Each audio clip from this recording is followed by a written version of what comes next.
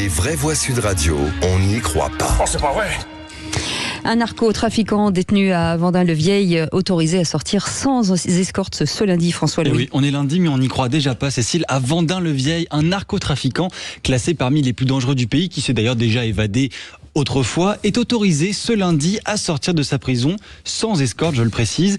Vous avez bien entendu, l'homme est libre pour aller passer un entretien d'embauche dans la région lyonnaise. Petite distinction, l'entretien c'est pour dans 3 ans. Voilà, je préfère le préciser.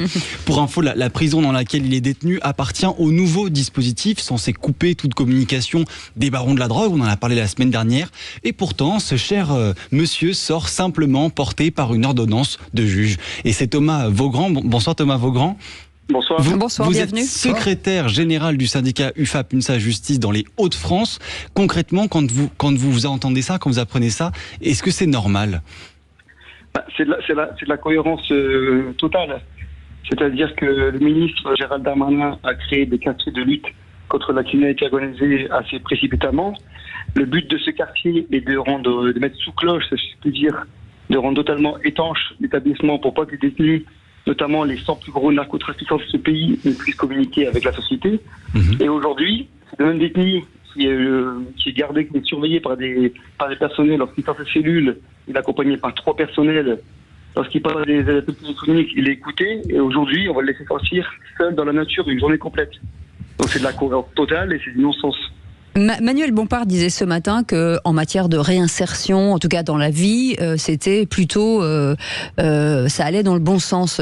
Qu'en pensez-vous, Philippe Bilger? Je pense le contraire de Manuel Bompard. Attendez, est-ce que vous parlez tous les deux en même temps? Allez-y, Philippe Bilger, pardon, ne bougez pas, hein. Philippe Bilger. Non, je pense le contraire de Manuel Bompard.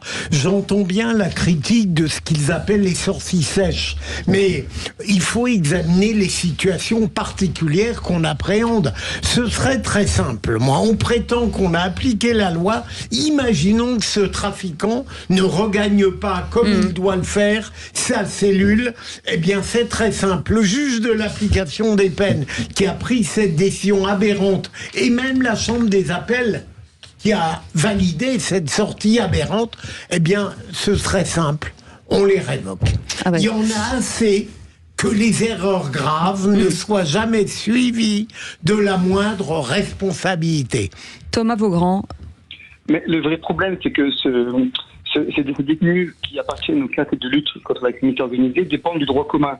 Cela n'a pas été anticipé. Le quartier a été fait en urgence et ça n'a pas été anticipé. Donc ces détenus, s'ils remplissent les critères comme n'importe quel détenu lambda, peuvent bénéficier de ces permissions. Alors nous, on n'est pas, à l'UFAP Justice, on n'est pas contre les détenus préparent la sortie, bien au contraire. Si ça peut éviter la récidive. Mais si ce détenu a l'obligation de voir un éventuel employeur, celui-ci peut se rendre au parloir ou alors avoir un entretien téléphonique. On ne peut pas un jour faire sortir ce détenu avec une escorte ultra sécurisée et avoir un régime de détention ultra sécurisé et un autre jour le laisser sortir seul dans la nature. C'est complètement incompréhensible. Merci beaucoup. Et puis, il a quitté la prison ce matin à 7h40. La permission va jusqu'à 21h. C'est long quand même, comme entretien quand même. C'est hallucinant. Et voilà. Merci beaucoup Thomas Vaugrand d'avoir accepté notre invitation. Vous êtes secrétaire général du syndicat UFAP UNSA Justice pour les Hauts-de-France.